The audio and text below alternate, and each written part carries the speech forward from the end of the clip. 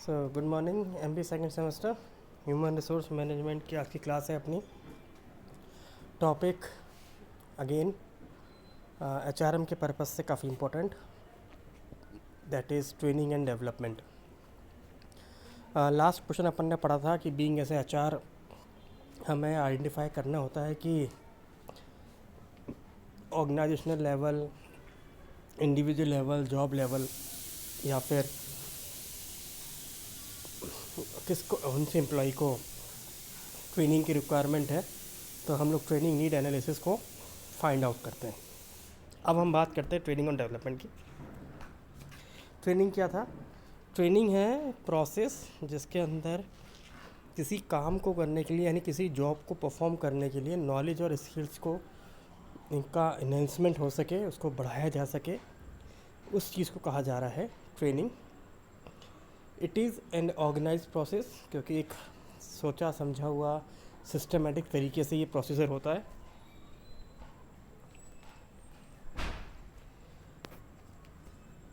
और किसी एक डेफिनेट पर्पस के लिए इस ट्रेनिंग को कंडक्ट कराया जाता है। पर्पस कोई भी हो सकता है। पर्पस ऑर्गेनाइजेशनल गोल्स को अचीव करना भी हो सकता है। पर्पस एम्प्लॉय की परफॉर्मेंस को एनहेंस करना भी हो सकता है।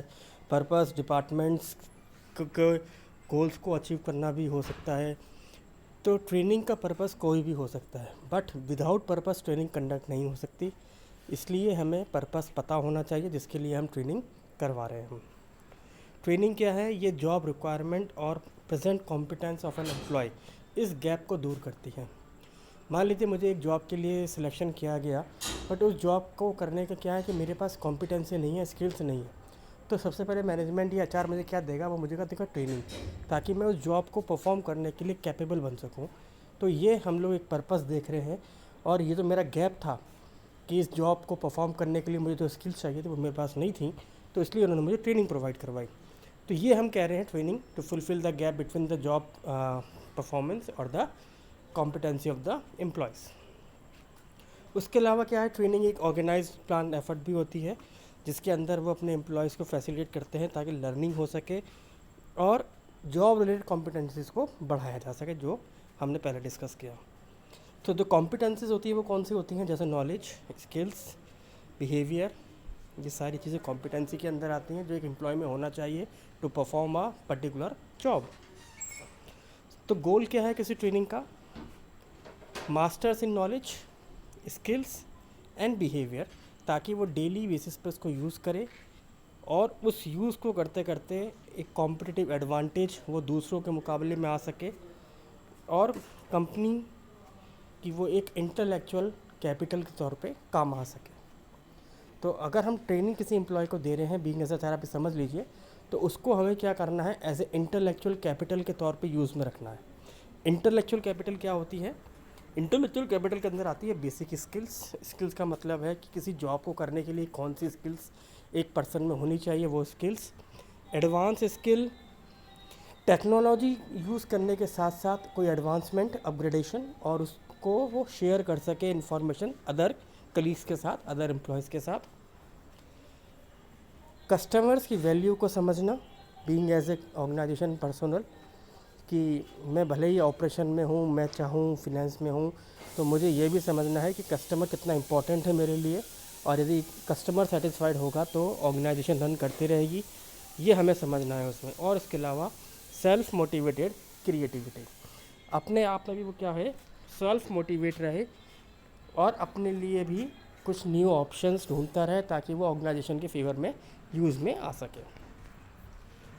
अगर हम जोशियस की बात करें, जिन्होंने डेफिनेशन दी, ट्रेनिंग क्या है? To process of acquiring the skills of specific skills for performing a job better. अगर वैन डर्सल की बात करें तो इन्होंने क्या कहा? इन्होंने कहा कि ट्रेनिंग क्या है? ट्रेनिंग इज़ द प्रोसेस है of teaching, informing, educating the people so that they may become well qualified as possible as do their job. तो ट्रेनिंग के थ्रू क्या हो रहा है? एम्प्लॉय की एजुकेशन, उसकी नॉलेज, उसकी स्किल्स, कॉम्पिटेंसीज, बिहेवियर्स, इन सब चीज़ों को अपग्रेड किया जा रहा है ताकि क्या हो सके? वो एक क्वालिफाइड पर्सन बन सके एक जॉब को परफॉर्म करने के लिए, इन सब चीज़ों के लिए। देखिए, मेन मोटिव जो आ रहा है वो तो यही आ रहा है कि एक पर्सन को जॉब पे परफॉर्म करने के लिए वी नीड ट्रेनिंग। अब होता क्या है कि हमने जब रिक्रूटमेंट और सिलेक्शन किया था तो सिलेक्शन करते वक्त हमने एम्प्लॉय की कैपेबिलिटी को देखा था। जो पैनल हुआ था उसने इंटरव्यू लिया था, उसने सब कुछ देखा था, बट फिर भी हमें एम्प्लॉय को और ज़्यादा स्पेशलाइज्ड बनाने के लिए वी नीड टू ट्रेनिंग कि उनको हमें देनी है ताकि वो और अच्छा बेटर परफॉर्म कर सके। देन बात करते हैं एडवर्ड बी फिलिपो की। ट्रेनिंग क्या है? Training is an act of increasing the knowledge and skills of an employ for doing a particular job in an organisation. तो अगर हम जूशियस की बात करें, चाहे वैन डर्सल की बात करें, चाहे हम फिलिपो की बात करें, तीनों का मकदा जो है वो यही आ रहा है कि ट्रेनिंग जो है नॉलेज और स्किल्स को इन्हेंस करने के लिए है ताकि पर्सन एक जॉब को परफॉर्म कर सके बेटर तरीके से। तो इन तीनों की बात भी इसी बात पे आ रही है। तो अगर हम ट्रेनिंग को समराइज करें तो क्या कहते हैं? It is a process of acquiring specific skills. एक प्रोसेस है जिसके अंदर हम अपनी जो स्किल्स है उसको एक्वायर करते हैं। दूसरा, टीचिंग, इंफॉर्मेटिंग एंड एजुकेटिंग पीपल्स। पढ़ाने का तरीका, नॉलेज शेयर करना, इंफॉर्मेशन देना, और दूसरे लोगों को भी हम एजुकेट कर रहे हैं इसके अंदर qualification to individuals in order to perform their jobs. तो जो क्वालिफ़िकेशन उसके पास है वो तो है ही जॉब करने के लिए, बट उसके लिए भी कुछ एडिशनल स्किल्स उसके अंदर डेवलप की जा रही हैं ताकि वो इस चीज़ को और ज़्यादा बेटर तरीके से परफॉर्म कर सके जॉब को। दूसरा, इसके अलावा हम जो देख रहे हैं इसके अंदर ट्रेनिंग देने से क्या होता है कि वो जिस पोजीशन पे एम्प्लॉय काम करने वाला है, जहाँ पे उसको रेस्पॉन्सिबिलिटीज़ दी जा रही हैं फुलफ़िल करने के लिए, उससे एक्सपेक्टेशन की जा रही है, तो वहाँ उसको ज़्यादा डिफ़िकल्टीज़ ना आए, वो उसको ईज़िली कॉप अप कर सके और उसको ईज़िली तरीके से काम को कर सके। And again it is an act of increasing knowledge and skills. तो ये ट्रेनिंग हमने ओवरऑल समझ लिया ट्रेनिंग है क्या।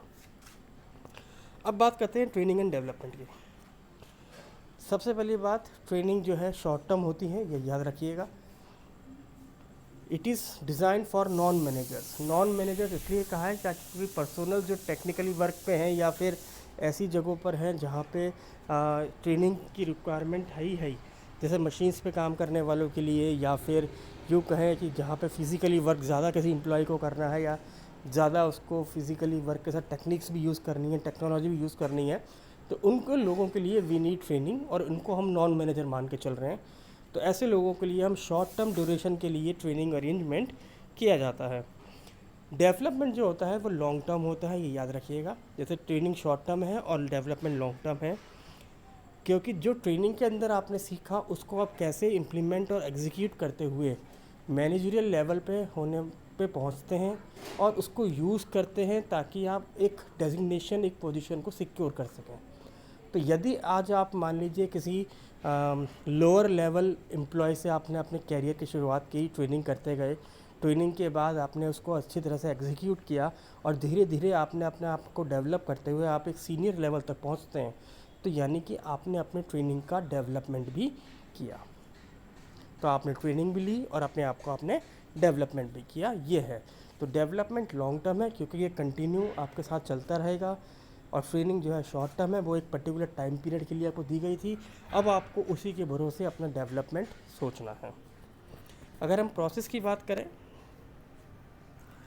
सबसे पहले नीड फॉर ट्रेनिंग, ट्रेनिंग की रिक्वायरमेंट है या नहीं, कौन सी ट्रेनिंग की रिक्वायरमेंट है, क्या गोल्स होने चाहिए ट्रेनिंग के, कैसे हम ट्रेनिंग देंगे और कैसे हम उसको इवेल्युएट करेंगे, ये एक प्रोसेस है आपका ट्रेनिंग का। तो सबसे पहले आता है to decide the training is needed. तो फर्स्ट स्टेप क्या आता है कि whether a problem can be solve by training.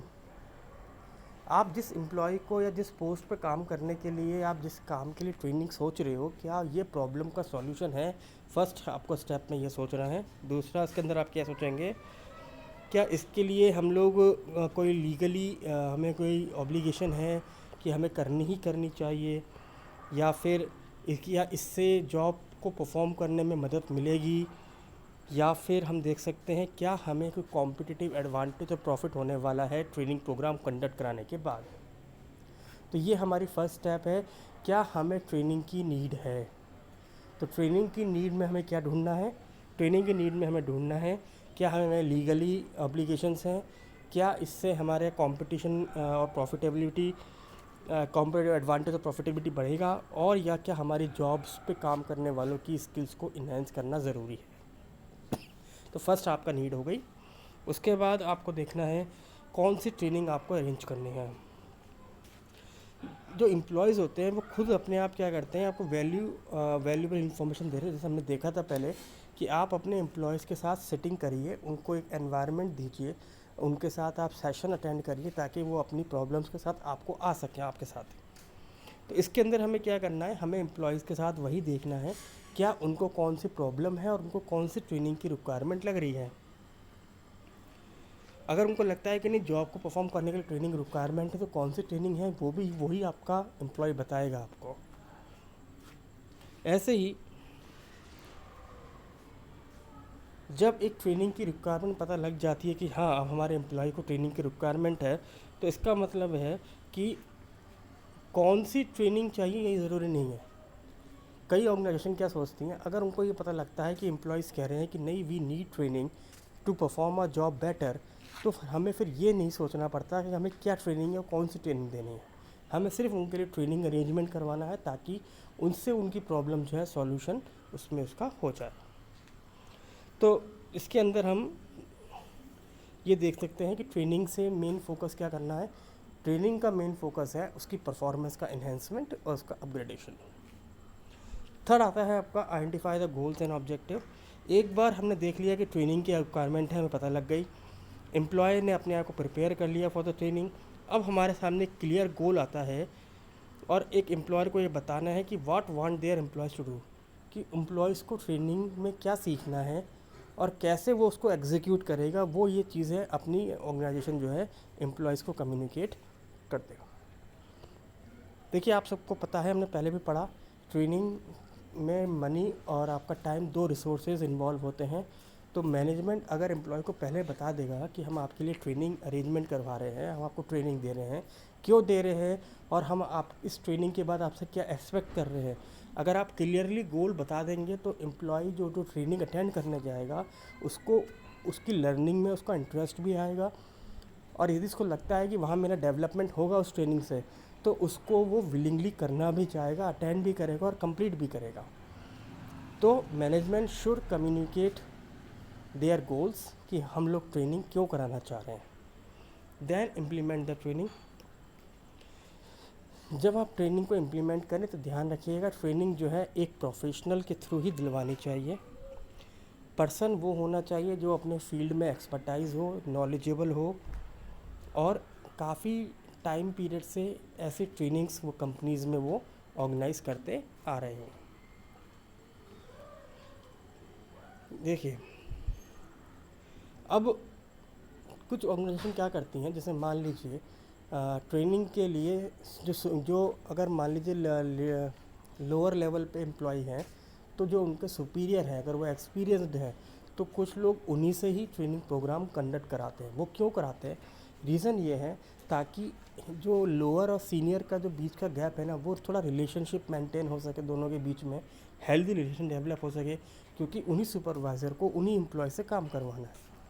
तो यदि वो सुपरवाइज़र उनको ट्रेनिंग देंगे तो वो उनको गाइडेंस और इंस्ट्रक्शन देने में उनको थोड़ी सी हेल्प हो जाती है।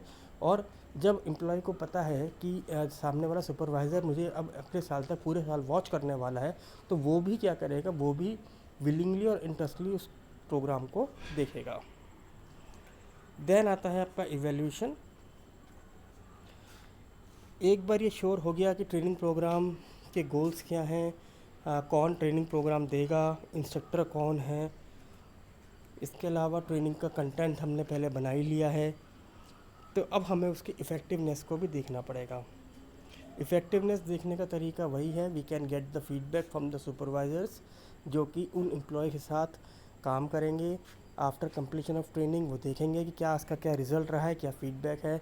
यदि फ़ीडबैक पॉजिटिव आ रहा है दैट मीन्स हमने जो अपने रिसोर्सेज एलोकेट किए थे, इन्वेस्टमेंट किया था, उसका हमें फ़ीडबैक सही मिल रहा है।